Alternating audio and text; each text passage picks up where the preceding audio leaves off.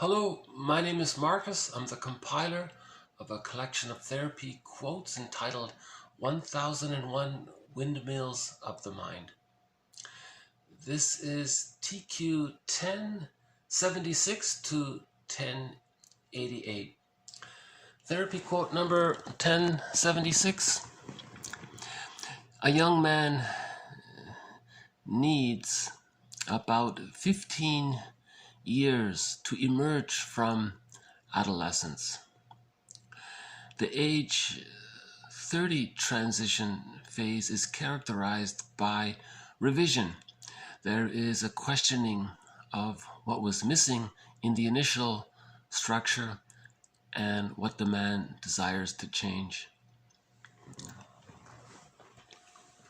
So this is one opinion about the stages of man. I'm reminded of Alan Chinin. He likes to tell this tale called the duration of life. It's in the Grimm's collection. I don't think I've told it yet. Just very briefly, there's a story about please refer to the official story in the Grimm's collection called The Duration of Life.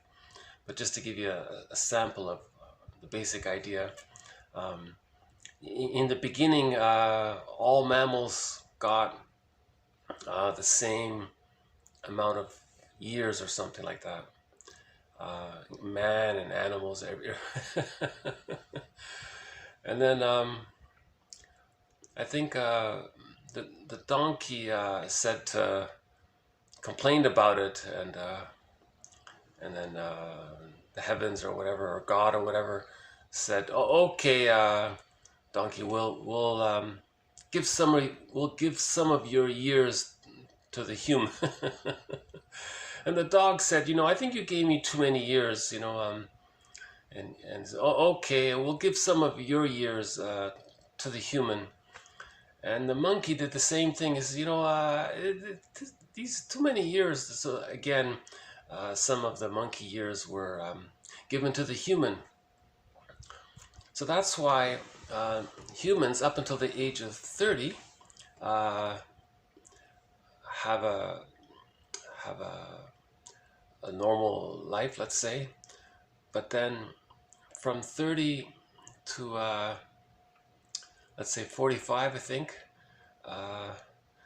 they feel like a donkey, trudging along with their job and their duties and paying off the mortgage. And so they're tired. Okay, then finally they pay off the mortgage. Then the next years following the donkey years are the dog years. They're kind of growling a little bit, and they just want to rest, right, and sleep, rest by the fireplace. And then after that, they feel a little better. Now they feel refreshed. Now, and those are the monkey years. Now they're more playful. So in old age, a lot of people find their youth again, and they're more, they're happier than they ever were. Many people in their 70s and 80s say that those are the happiest years of their lives, kind of thing. So anyways, the tale is properly told by Alan Chinin, or you can just read it online, called The Duration of Life, in the Grimm's collection. So this quote reminded me of it. He says here that adolescence is the transition from boy to man, usually from around puberty to the early 20s. He says here, well, no, he thinks it's about 15 years. So let's say from 15 to 30, he says, or from 13 or 14 to 28 to 29, something like that. Right? So let's just, to keep it simple, let's just say 15 to 30. So finally at 30, he becomes an adult. It takes him 15 years to make that transition. So from 15 to 30, those are transitional years from boy to adult. Right? Now, some people get stuck there and they don't want to. But for the most part, at the age of 30, he says here that something happens. The person thinks, hey, wait a minute. My ambitions for myself, the plans I had or the dreams that something needs revision here. So he says from age 30, you make a revision after that. Right? And then when we hit around 40,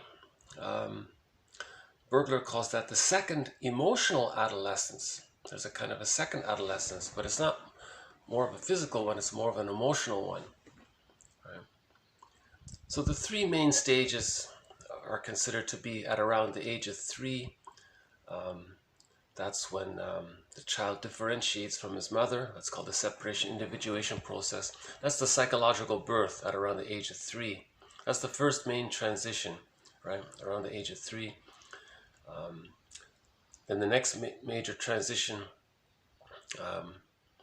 is this adolescence period from say 14 to 29 or 13 to 27, that kind of thing. And then there's this sort of extended follow-up to it after 30 where you revise things. So between 30 and 40 you're kind of getting back on track, let's say. But then by 40, okay, and something's happening here. Now we have to kind of, this next quote here, he has an opinion about it, about this second emotional adolescence from 40 to 60. This one says, adolescence can also be viewed as a reworking of the separation-individuation process. So his frame on it is that the baby goes through the separation-individuation process from birth to 3 and achieves a psychological birth at 3. Now, maybe that didn't perfectly happen, let's say. One theory is maybe it doesn't perfectly happen. Then you redo that during your adolescence period from, say, 13 to 28 or something. So you're redoing the separation-individuation process, sort of an updated version of it. And then Bergler says, that maybe that happens again at around from 40 to 60. You kind of redo that separation-individuation process. So humans go through 3 rounds of the separation-individuation process. Again, the separation-individuation process is that after birth, the baby is fused with the mother. That's called the stage of symbiosis. He doesn't know where he ends and his mother begins. At around 6 months, the baby starts to differentiate. He starts to hatch out of that fusion with the mother. Right? Now, this hatching out takes time. It's not a sudden event. It's a gradual hatching out of the symbiotic egg from roughly 6 months to 36 months it completes. Now, when the child fully hatches out of the symbiotic egg, he achieves a psychological birth, meaning the child's self-energy is connected to his self-image, or his image of himself, or his self-representation, his self-imago. And that can take place when the image of the other is whole. When the image of the other is whole, he feels safe enough to leave the mother. That's a key concept here. Right? So the child has to achieve what's called whole object relations. In the beginning, it's just part object relations. The child thinks in parts, good breast, bad breast. The child can't handle it when the mother is refusing, so the child just only relates to mother as a good breast. What about when the mother's being frustrating? He rejects that. Right? But that's not realistic. And if there's if there's a lot of pain around the mother, then he's overly attached to his mother. The more frustrating, rejecting, refusing the mother is, the more the child's life force will connect to this rejecting side of the mother. You see? So there's a splitting there. The images of the other are split. That means he needs the split images to come together for his life force to connect to his self-image. Now, in order for the split images to come together, they only do come together, the theory is, when the loving memories from the mother to the child outweigh the frustrating memories from the mother to the child. Then the child can feel safe enough to see the mother as a whole person. With that safety, the child's life force can connect to himself. The plumb line comes to the self. That's the psychological birth. So generally, we've been saying all along that that's the psychological birth. If there's arrested development and insecure attachment style, that doesn't take place. We've been using the quote, man's main task is to give psychological birth to himself if he didn't achieve it at the age of 3. Now another theory is that these ones here, they're saying, well, no one perfectly achieves a psychological birth at 3. You have to redo it during adolescence. So there could be, you kind of go through that, you recycle those first 3 years. You do it over again in an updated form. So those first 3 years, the stages are symbiosis, okay, then differentiation out of the egg. But that differentiation process has subphases. There's practicing, and then there's rapprochement, then there's whole object relations. So Mahler describes that. And then, okay, now at midlife, it's called the second emotional adolescence. The person may want to regress. There's back to the symbiosis.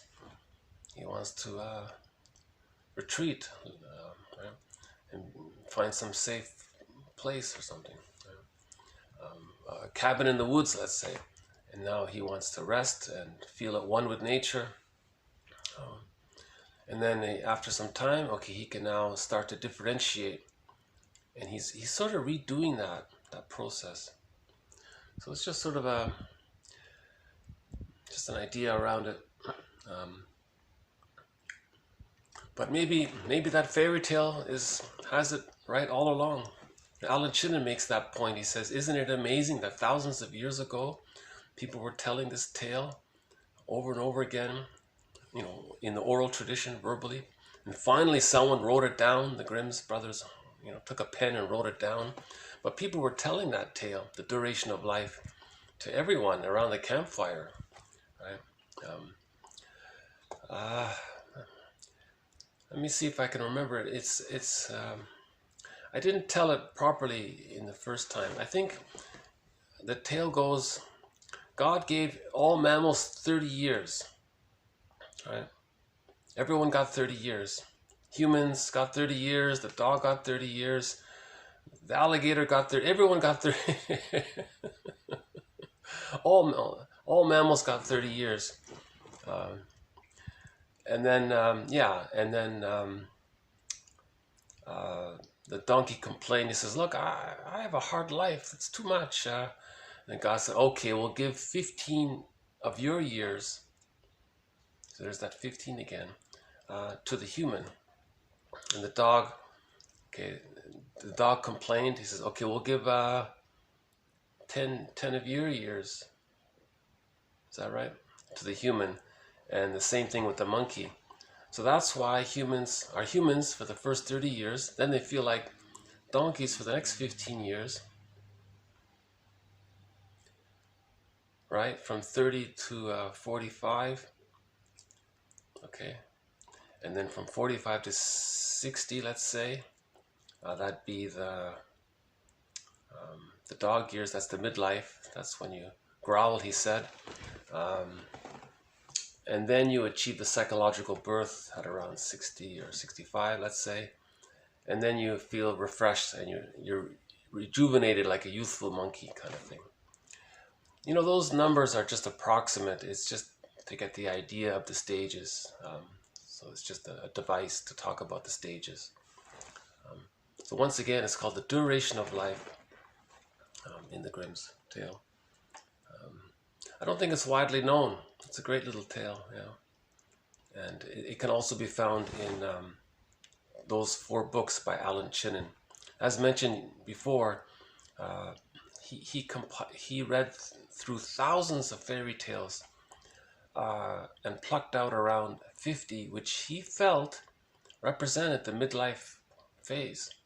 And he put those 50 or so tales in 4 of his books. Right? one in general, he calls all of those 50 tales the middle tales, for the middle. He calls them middle tales, and some of them even represent elder. Those are the elder tales, right? So it's underappreciated work, you know. Yeah. Okay, so I just thought I'd include this idea that adolescence is a reworking of the separation-individuation process. Yeah. Okay, let's move on to a transference.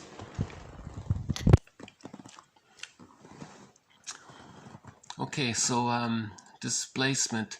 The other mechanism which brings about a transference situation is that of repetition-compulsion, which is that tendency to repeat earlier emotional attitudes and experiences, provided that they were significant or usually painful, right? In this instance, the law of repetition-compulsion constrains the client to repeat the emotional pattern of infancy without such repetition involving conscious recollection on his part. Okay, this point of non-recollection is important because it means that a responsibility is cast upon the analyst to interpret the transference relationship to the client in such a way that he gains conscious insight regarding the wishes and tendencies of early childhood as they appear in the guise of the transference situation. The transference situation represents a new, artificially developed neurosis not based upon the actual position of the client in relation to the analyst, but a reenactment in a different milieu of the former infantile neurosis which lies at the seat of the client's neurotic pattern. I thought that was quite a good description of the transference, right? So the client is repeating the relationship he had with his mother or father. He's repeating that same thing with the current adult in the room, and he's not aware of it. That's called transference. You're repeating the past in the present. Repetition compulsion. That's the nature of repetition compulsion. When there's pain in the past, you want to repeat it so you don't feel it to be so painful. Right? You want to master the trauma. So he describes it here, and this current here and the now, he calls that as an artificially developed dysfunction. Right? It's not based on reality. The therapist is not the mother, right? So it's not based on reality. Secondary delusion. What's happening is it's a reenactment of the childhood scene. It's a reenactment in a different environment of the former infantile painful situation. And this is at the heart of the client's problem in life. Keeps repeating this painful thing with the parent. If the mother was rejecting or gaslighting all the time, no, baby, you don't feel this. No, you're not hungry. You don't know what you're talking about. You're only hungry when I tell you you're hungry. So you're denying the child's reality. You're denying the child's feelings. The child doesn't know what he feels anymore, right? That's a painful thing. So now, as an adult, he's recreating that kind of milieu in the present to see if he can correct it. And it doesn't really work after the age of 5, but the therapist is trained in this to see this, so he offers an interpretation. See, what you're doing now with me, okay, that's because you experienced that long ago, and that's why you're repeating it now. And he has to be very skillful in how he words that, so it can help bring the unconscious into consciousness, right? So it's a real art to be able. In other words, therapists are like sort of little poets, personalized poets for the moment. So usually they say therapists have like a PhD in literature, and they know all the fairy tales, and they know all the myths, and they know all the metaphors and jokes, and they bring in a whole repertoire of analogies and metaphors, and they sometimes they bring in a joke, and then it helps to illuminate the situation. So that's a good definition of, I think that's a good definition of the transference. Again, okay, transference. What brings about transference? Well, displacement is one way of doing it. Another way of doing it is through the repetition-compulsion. Okay, that is the tendency to repeat. So again, he was saying that transference, he was arguing that there are two ways that transference can take place. In the general terms of displacement, where you're displacing something, feelings and thoughts and experiences that are related to one person, and you're displacing it and moving it to another person. So in general, that's called displacement. Right? So he's just in general terms. But in more specific terms, it's because of the repetition compulsion, because of the pain of the childhood experience, right? Okay, so displacement. The other mechanism which brings about a transference situation is that of repetition compulsion. That tendency to repeat earlier emotional attitudes and experiences, provided that they were significant, meaning painful. In this instance, the law of repetition compulsion constrains the client to repeat the emotional patterns of infancy without such repetition involving conscious recollection of his part. That's what makes it so painful. He doesn't have conscious recollection. If he has conscious recollection, if he knew about it and was aware of it and can think about it and process it, he digested the trauma. But the baby can't do that, so there's no conscious recollection. That's why he's calling it the law of repetition compulsion. The law of repetition compulsion means when there's a trauma, the mind can't conceive of it. He can't formulate it, put it into words or symbolize it, that kind of thing. This point of non-recollection is important because it means that a responsibility is cast upon the analyst to interpret the transference relationship to the client in such a way that he gains conscious insight regarding the wishes and tendencies of early childhood as they appear in the guise of the transference situation. The transference situation represents a new, artificially developed dysfunction or neurosis, not based upon the actual situation or position of the client in relation to the analyst, not at all, but what it is, it's a reenactment, a replay in a new environment of the former infantile neurosis, which lies at the seat of the client's general neurotic disorder of the self, let's say. So this is also one of the threads in this series, transference. Repetition compulsion is another thread. Displacement is another thread. So this quote here pretty much covers, adds to 3 of our threads. Another thread is condensation. Condensation, the mental process of fusion of a number of ideas, memories, fantasies, and attitudes into one, especially in the imagery of dreams. So just as a follow-up to yesterday's video about the fairy tale. So the fairy tale is like a dream. So just like a person has a dream, every sequence, every scene, every emotion, every little segment, they all belong to the dreamer. So each part of the dream, all of them, that condensation, that collection of them, that all belongs to the dreamer.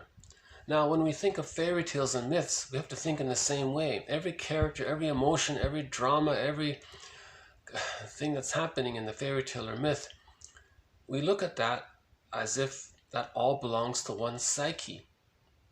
Okay, So just like in the dream, all those dream sequences belongs to the dreamer's psyche. The fairy tale, it's the same idea. Right? So that's why we keep saying myths and fairy tales are true on the inside. They represent the psychic world, they're not true on the outside. Right? So in that tale from yesterday, well, you can take any fairy tale and just think of it as a dream. Right? Every character belongs to the dreamer. Right? So we talked a little bit about it yesterday in that quote about Rumpelstiltskin. Right? So again, and again, the unconscious doesn't know time. Right? And so it can take an event from your childhood, mix it in with an event that occurred a day ago. You can mix it in with an event from another place on your vacation. It doesn't care about time. Right? So it's bringing things together to try to help the person feel and to feel and to process what he couldn't feel and process in his life. So the psyche is very imaginative, making this quilt work, this patchwork, taking a scene there and a scene there, and like a quilt, trying to put things together to help the person digest and link things up and feel and that kind of thing. So the psyche is and we had that quote from John A. Sanford a while ago about that. Okay, so that we just add a little bit on condensation. Yesterday we said it's a telescoping, bringing many things together into one little condensed scene. That's why in a fairy tale, one little scene means one thing, another little scene can be a completely different kind of meaning, but they all belong to the same person. You have to think in that quilt work idea. Right? Okay, so we'll add one more to projection. Well, geez, every author talks about projection. It's pretty much a given. Psychology might as well be called the study of projection, pretty much. Right? Well, I'm exaggerating. Okay, here's another quote on projection. Projection, the psychological process of attribution to another person of an attitude, wish, or tendency, especially where this is felt to be repugnant to one person.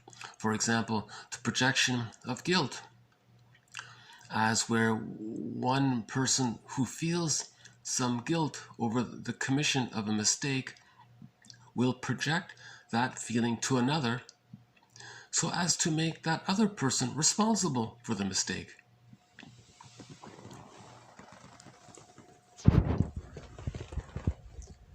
Yeah, so if it's too painful to feel something, you just make yourself think that the other person is guilty of something and they're responsible for the projector's mistake. That's projection, right? You see a lot of it. It's very ubiquitous, Someone does something repugnant, and they co-opt the victim's sentiments, and they believe that they're the victim, and that the person they hurt is the perpetrator. And they do this through, remember, in the narcissistic pattern, there's fusion there between the image of the self and the image of others. They flip around like that. They don't have differentiation. Right? So the narcissistic pattern is stuck at that stage of infantile megalomania. Right? Remember, infantile megalomania, that's when the baby thinks it's all about him. When he's in the womb, it's all about him. All of his needs get met. After the womb, same thing. He has a need, the mother meets it. Only when he differentiates and realizes that there's two people and there's mutuality, then he realizes the world is not all about him.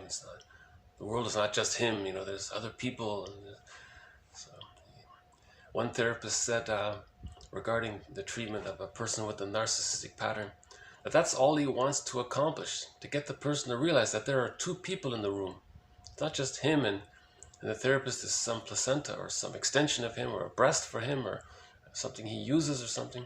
But the therapist is a human being too. He's got to appreciate that, you know. And other people are human beings. So can we get that person to that point where there's mutuality, you know, even though it's an unfair arrangement, you know, but still, that's his opinion about it. Or maybe he was just saying that in his book to teach about the concept of narcissism. And maybe that's what he was doing. Maybe he was just trying to teach the concept of differentiation, the I'm okay, you're okay position. Yeah, maybe that's what he was doing. Yeah. Okay, another common defense mechanism, reaction formation. A defense mechanism of the ego against unacceptable or a repugnant tendency, manifested by an excessive reaction of the personality in the opposite direction.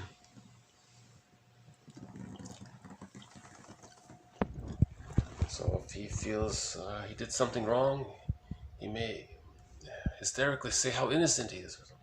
So, usually the person has an unconscious wish around something, but it's repugnant to him for some reason. But he strongly talks about that wish in its reverse. And that's how he stays in touch with the wish, by talking about it in code, encrypted, in reverse. Right? That's called reaction formation, sometimes counterphobia. It's an interesting concept. So that's sort of a work in progress to understand this defense mechanism. Sitcoms always show it.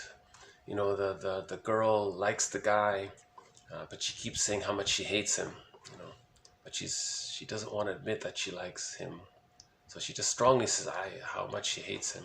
And the viewer watching the sitcom can see how much she likes him, but she herself doesn't realize it, and we see that she doesn't realize it. You see, so that's a good example of reaction formation. That one there. The other example he had was the guy who doesn't want to commit any kind of vice, like he doesn't want to smoke or drink, but then he strongly says how horrible it is to smoke and drink or something like that. We had that other example about the woman who loves her child but is afraid of her own feelings of love and care for her child. So she strongly gets on the soapbox saying how good corporal punishment is. You know, that was one person's example of reaction formation. She loves the child, but she only says how much she hates how bad the children are. It's a difficult idea. I'm not sure if that's really a good example.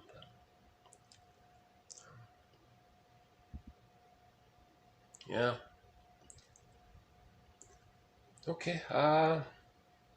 Okay. The next one here. Okay, narcissistic love. Okay. Okay. Many clients fall in love with a person who resembles them. Their own selves are adopted as the model for an object choice, a narcissistic object choice.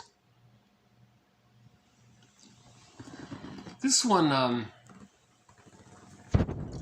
I leave this as a question mark, and I'm not sure if it's going to be a new thread or not. This is a question mark. I think what he was saying was, a person with a narcissistic pattern, they want to find someone who looks just like them. That's their standard of acceptability, that they're just like them, because they think they're so great, then they're only going to partner with someone they think is so great. So their yardstick or their standard is themselves. So they're going to find someone who looks like them. Right? So sometimes you see a guy and a girl, they look like brother and sister almost. And you think, aren't they brother and sister? Like they have that. So it's an attempt to recreate that fusion. But I think his point was, that's the narcissistic object choice. It preserves his own narcissism. Yeah, I don't fully follow it, you know. I mean, love is mutuality. You accept the person who they are. But the person with the narcissistic person, no, he can only love if they look just like them. Something like that. So we'll see if we can follow up on that one later on. Okay, this next one, another question mark. This is one of the toughest threads in this series. There's been some mention about it in the core collection regarding the character Iago. So one author, Andre Glass, wrote about the character Iago. He was a sadistic person, but he didn't overtly do things. He tried to create things by pitting people against them. So he was saying that's this. Now this quote here is sort of an attempt to see if we can build on this thread of either we call it emotional sadism or moral sadism. That phrase doesn't work, but that's what they use in the textbook. Right. So I'm just using the phrase psychic sadism or emotional sadism. Okay, so here's one idea around it. Okay, the psychic sadist or the emotional sadist with a severe superego by force of which unconscious wishes have been repressed directs his schadenfreude against a person who has been able to gratify the wishes which his own sensuous superego will not permit. They are satisfied through the pain inflicted on the object.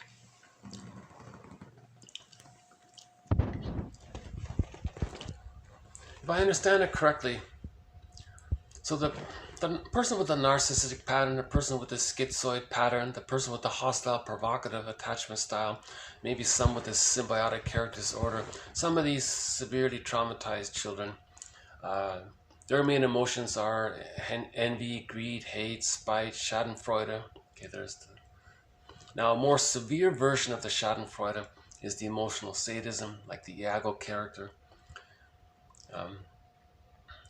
So he's saying here that maybe they don't directly want to hurt the other people because their own superego doesn't allow it, but they want to create the situation where they see the other person hurt, then they take the pleasure in seeing the hurt of the other people. Again, this whole issue of the envy, remember the baby, so that's a thread in this series around the envy. So this connects with envy and narcissism and all that, right? It's an aspect of it. So remember, the baby needs the goodness of his mother's love. Now, in one case, that can lead to the greed if he doesn't get enough. But if it's so damaged and he gives up, the goodness means it's too painful to even think about being greedy. He just wants to hurt the good. He wants to see the goodness damaged. Right? That's the envy, hatred of the good. And then he feels better. That's the schadenfreude. Now, if his mind doesn't allow him to do that, he wants to create it so it's happened. That kind of thing. So the Iago character creates things to see others hurt, kind of thing. You know, someone said, maybe I can borrow something someone said in the external world. He said,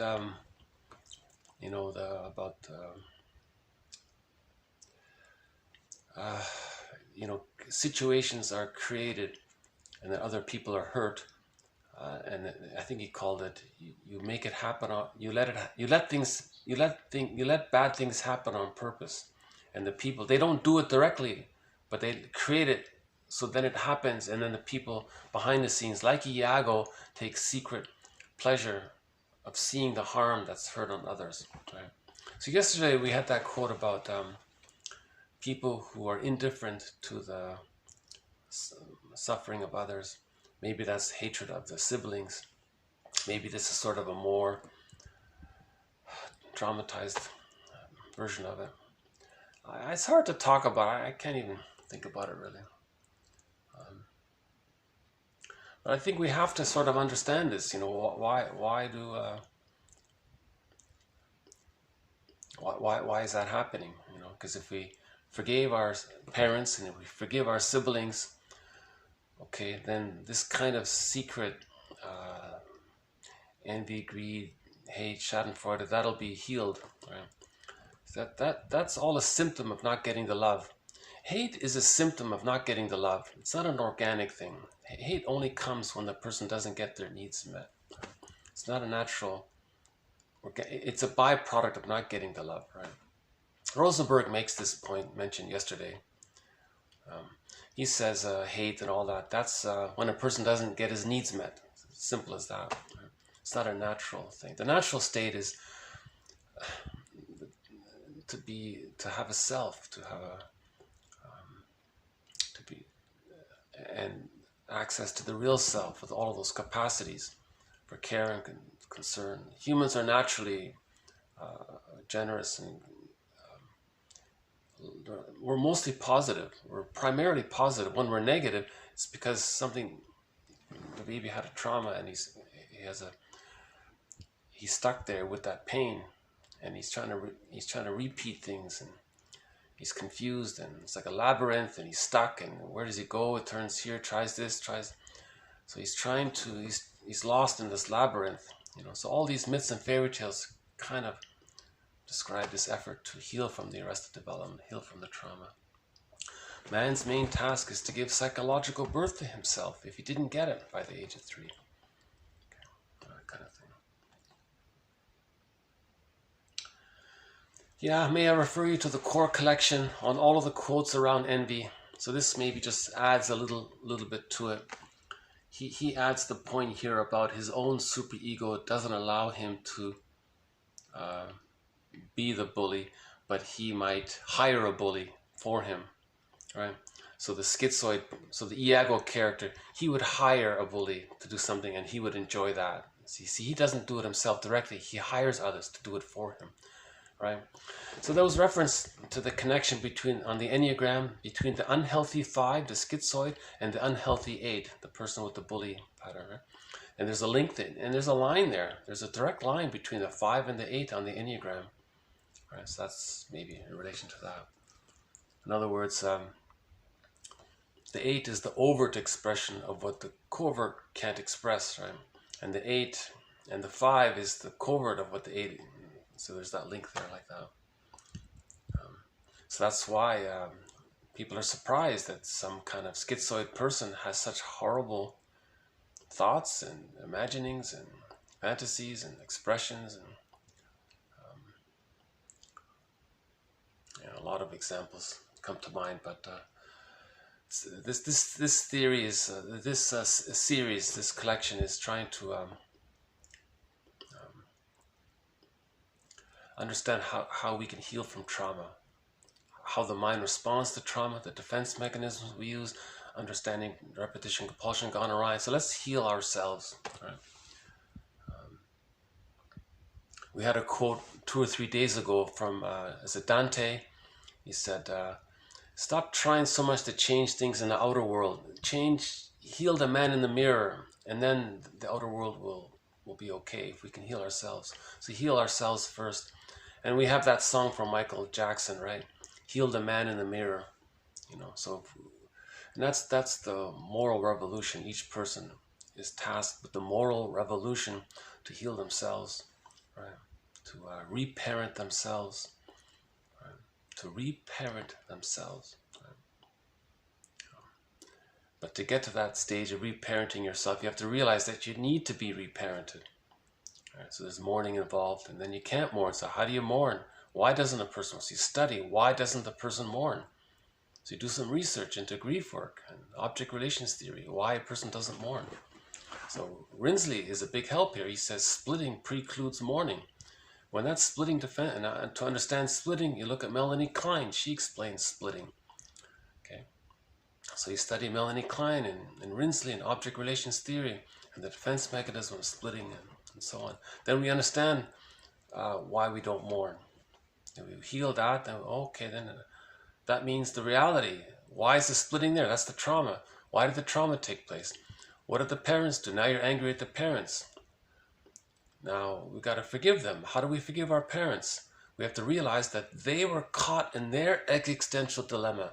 The parents were caught in their trauma, in their existential dilemma. The parents were caught in their existential dilemma. If the older sibling was the parent, then that older sibling was caught in their existential dilemma. The older sibling can't be the parent.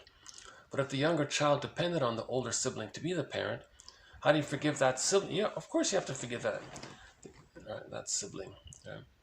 Then you think, okay, you forgive the sibling. Then you look at the parent. Why did the parent make the sibling to be the surrogate parent for the younger child? So that we ultimately have to forgive the parents. They were caught in their existential dilemma. Right? You have to look into their history, and we've talked about that in previous quotes. Okay, so our parents were caught in their existential dilemma. We had a quote from Dorothea MacArthur, is it? About that. You know, the core collection there's some good material in there. I highly recommend 1001 Windmills of the Mind. There's some great material in there. You know, I start to appreciate it more and more as I offer some of these bonus quotes. So like once again, all of these quotes beyond 1001, this is all bonus material, but really they're adding to the core collection. And also some new threads are coming up now in this bonus material. So we now have 80, an extra 89, 90 quotes added to the collection. So we're almost 1001 quotes. It's almost now 1100, quotes. Okay, another, that was a tough one, huh? 180 here. Okay, another tough one here, 1081. Therapy quote number 1081, Shengold. Oh boy, whenever that name comes up, fasten your seatbelt. He's one of the hardest authors to read. If you think Alice Miller is tough to read, this Shengold guy, oh boy, I can't read his material. And Lamaze is another one. So Lloyd, Lamaze, Alice Miller are very tough to read. He's the toughest to read. My goodness. So I have to include just in small doses. I have to include his material in very small doses. So here's one from Shengold, Leonard Shengold. He's the guy that wrote the book Soul Murder, right? He thinks what parents do to a child is equivalent to the child's soul. We normally say that the soul is in exile. He says he thinks it's worse than that. But the metaphor for what he's talking about is the soul in exile. So no matter how he says it, at the end of the day, I think the fairy tales are right. It's the soul in exile. The soul is in exile. Whatever trauma the child has, his soul, his feeling self, his ability to feel, right? His emotional body, his ability, that's in exile. So that's why we need the fairy tale to clarify that. Okay, so here it is, 1081. The parent who is experienced as bad must be turned to by the baby, right? The parent who is experienced as bad must be turned to and then must be seen as good by the child. This is a mind-damaging operation. Contradictory images of self and of the parents are never permitted to coalesce. That's splitting, right? Thinking is compromised.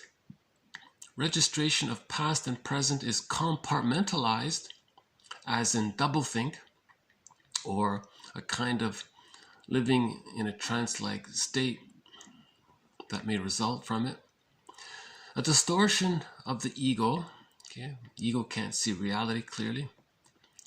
And this results in the children's feeling that they must indeed be bad due to taking on guilt for what the parents do.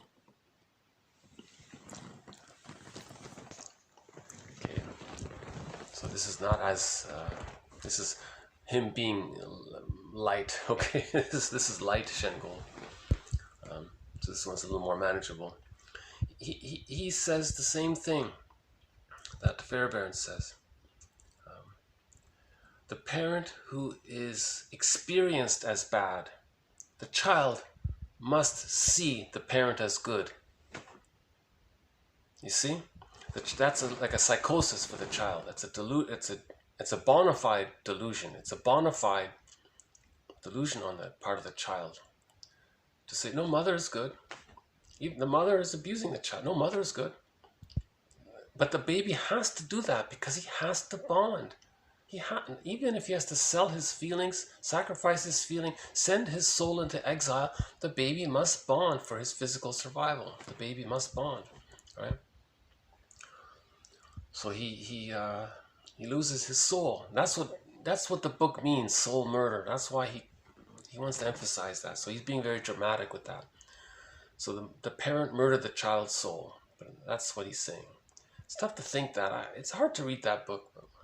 To tell you the truth, I haven't even read all of it. To tell you the truth, I've only read a few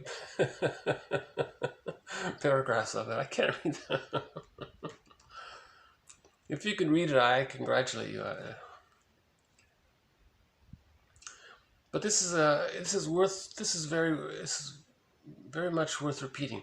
The parent who is experienced as bad must be turned to. The baby still must turn to the baby. Fairbairn says, life force is object seeking. All of the baby's vital living force, his pleasurable joy of living, he must be given to the parent to bond for the bond. So even if the mother's abusive, the child thinks the mother is good. Right? And Fairbairn has jargon for this. He calls this the moral defense. The child is making a moral decision, like a judge. I'm going to decide, oh no, mother is good and I'm bad. That's the only way he can do it. The child has to think that you're okay, mother, you're okay, and I'm not okay. That's the only way he can have the bond. So there's that position. I'm not okay, you're okay. And we had that quote from 2 days ago. The Harrises said, every child starts off with that position. I'm not okay, you're okay. Then later on it gets resolved. Right? Yeah, may I refer you to that Harris quote from 2 days ago. He said that every baby begins with that position. I'm not okay, you're okay, mother. Now, when it's really bad, the child identifies with the aggressor and he thinks that he's okay and others are not okay. There's the I'm not okay. There's the I'm okay, you're not okay, when he identifies with the aggressor. Because again, from the baby's point of view, mother is okay, the baby's not okay. Now the baby thinks he's the mother. That act, that identification with the bad mother, identification with the aggressor. Okay, so that's the narcissistic pattern, the bully pattern, and the hostile provocative attachments, all that horrible things that go on. That's that, right? When the baby's so traumatized, he can't even maintain that position. You're okay, I'm not okay. He can't even keep that. It's too painful. He thinks, no, in the okay, again with the fairy tales and myths, the motif there is the deal with the devil, right?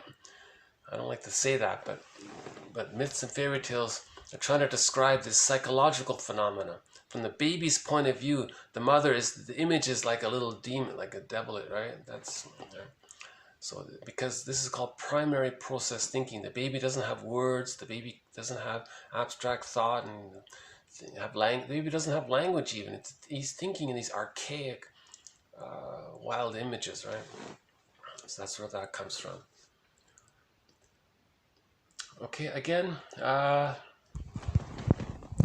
the parent who is experienced as bad must be turned to and then must be seen as good by the child. This is a mind-damaging operation. I'm sure he says something worse, and I had to soften it for my own for myself. You know? I think he said I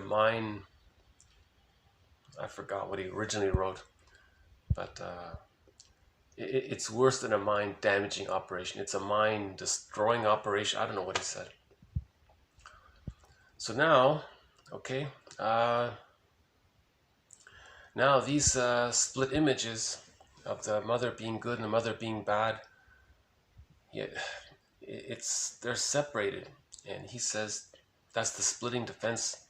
And if there's trauma there and this doesn't get resolved by the age of 5 at the latest, okay, he's going to spend the rest of his life with one of those insecure attachment styles. and with one of those harmful patterns.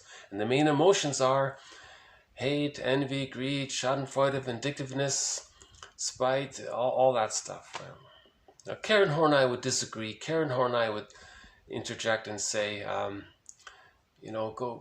that's too simplistic, and even the curmudgeon has his moments of love. So it's not a hard and fast rule, but these theoretical models are all approximations, right? As we learn more, we improve upon it, and we're limited in language to describe this, so you have to keep all of these factors in mind. So these are all approximations. All of these theories are tentative approximations, working towards trying to find a model of healing, a model of how we can heal and prevent babies from being traumatized. If we understand birth trauma and prenatal trauma and what the child needs, if we understand how the child needs an extended womb, if we understand that babies come out of the womb too early, then the mother can offer that extended womb. So you see, all of these models are helping towards humans becoming more and more, finding our full humanness, right? Because we are humans. Humans are good, right? Yeah. Karen Horney is our leader in this area. Karen Horney, one of our mentors, by the way, one of the golden Windmills of the Mind award has already been offered, has been given to Karen Horney's book, Our Inner Conflicts. If you haven't read that book, I would say that's a very good book to begin with. And she's most famous for her last book, the Human Neurosis and Human Growth, I think it's called. But I think the best place to start is Our Inner Conflicts. Okay, just a quick one here from Robert Bly. The wit is very adult, and the feeling is very infantile. Yesterday we had a follow-up to one of the threads. One of the threads in this series is, why does somebody have a PhD in linguistics, but they're like an angry baby? Why is there a split between cognitive development and emotional development? How does that happen?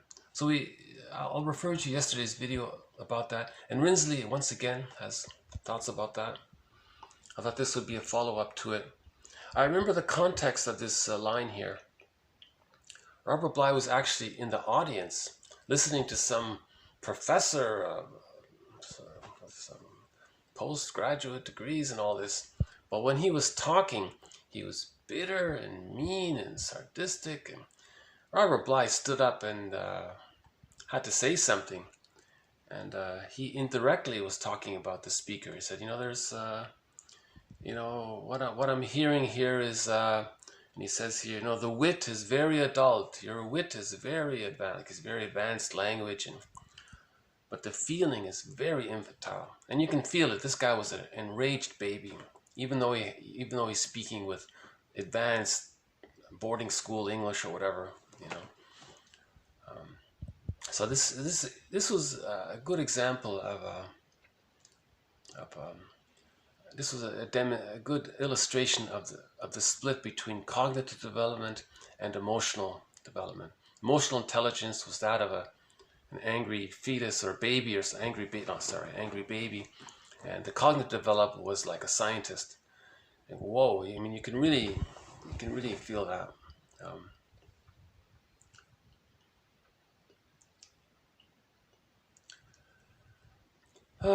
Should I take a small break here? Okay, so these past three were sort of tough ones. The next ones here are sort of on the lighter side. Yeah, okay, the next ones are kind of lighter. Okay, the next one here.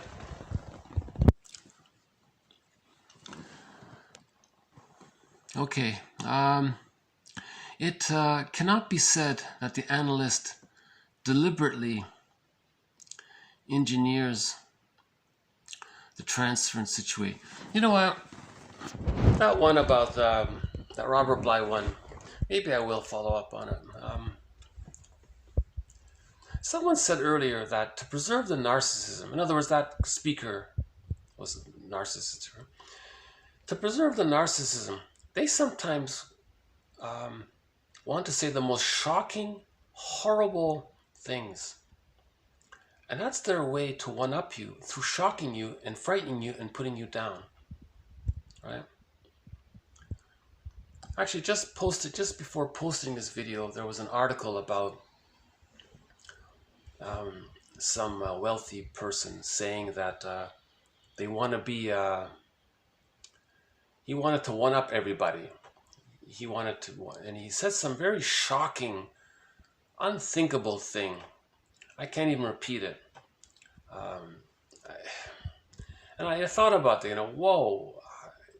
And I thought, here I am, put in this frightening, feeling frightened, but by feeling frightened, he succeeded by putting himself in the one-up position, but with this shocking thing that he said, which I can't repeat. And I thought that's the narcissism. He's using advanced ideas, but his emotionality and his motive and his agenda is for the infantile purpose of preserving his narcissism. The narcissism means thinks he's a little god, superior, and everyone else is down. He's repeating what happened to him in the nursery. The mother was a god and the baby was devalued. Now he's repeating that. Now he's saying he's a god and everyone else is devalued.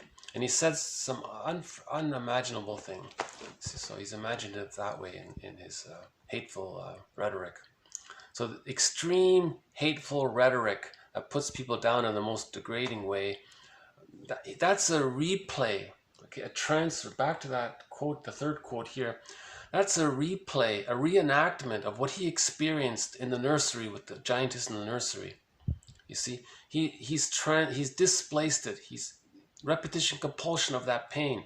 The mother degrading the baby, that's going to cause a repetition-compulsion. Now, when he was speaking, he was saying something that reenacted, but he identified with the aggressor, put everyone else in that degraded position and wanted to degrade all the listeners, and he played the role of his mother, the degrading mother, and put everyone else down. And that's how he preserved his loyalty, his attachment to his mother, because he is her. He's become her fully by the appearance of it. He is completely fused with his mother. He is psychologically his mother. Now he's in an adult body with a PhD in language, so it becomes even more intense because it's progressive. His hate increases because you can't heal it by repeating it. You only heal when you mourn. You don't heal when you repeat and repeat like Sisyphus. So remember the story of Sisyphus. He kept doing it over and over again. He never succeeded. You can't heal by repeating, putting down others, because originally he felt put down by the mother.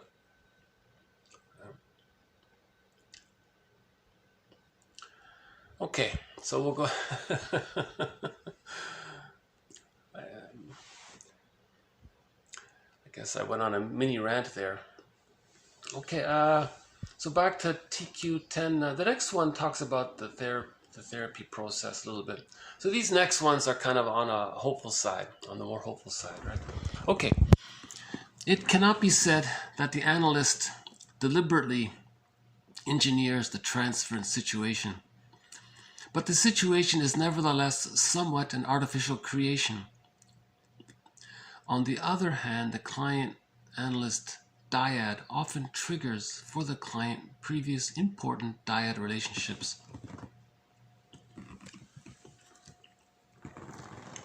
So he was saying, don't blame the therapist if transference takes place. Right? The therapist is not deliberately trying to evoke the childhood traumatic scene, but it just sort of happens to happen because the dyad, okay, therapist is like a helper, right? So, and the client is coming for help. It kind of mimics the parent-child relationship. So it actually triggers the original parent-child relationship. Then the original feelings from the parent-child relationship get transferred because of the pain, repetition-compulsion. They're going to get transferred or displaced into the present. So he was acknowledging both sides. I like this quote because he was acknowledging the therapist is not trying to create it, that it just happens, but let's note the situation does facilitate the triggering of it. And if that's the case, that's an opportunity to offer a transference interpretation. So we're back to that third one here. That's his job. His job is to put words to what the child couldn't put words to, because at that time the child didn't have words to what he was experiencing. He couldn't protect himself. And the theory is about healing is if we can put words to things, if we can name things, we can heal. We can heal when we understand things. Make the unconscious conscious. The unconscious has no words. When we make it conscious, the conscious has words. So make the unnameable named, something like that. Right? Okay, the next one here. Analysis is an attempt to help people find their way back to themselves. Reminds me of that song, right? Find your way back. Analysis is an attempt to help people find their way back to themselves, helping people see how artificial they've become, to see that what they regard as conventional is man-made and can be unmade. I thought that was an interesting way of putting it, you know. This artificial neurosis in the present is sort of man-made. He made it. Out of the repetition-compulsion, he recreated it. So that was the third quote here, an artificial, what did he say here? An artificial something. The transference situation represents a new, artificially developed neurosis. Right?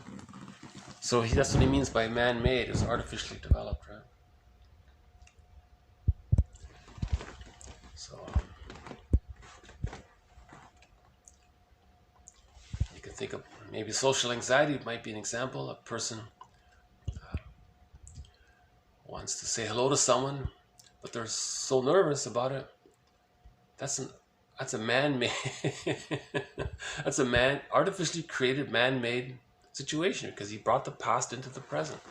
So what's man-made can be unmade, he said here. And if I can borrow that quote from, is it Nelson Mandela? He said, poverty's man-made. Well, we can unmake it, that kind of thing. So transference is, we have a say over it, right? Like we have if we're aware of our transferences, if we're aware of our projections, we have a say over it, right? What say do you have over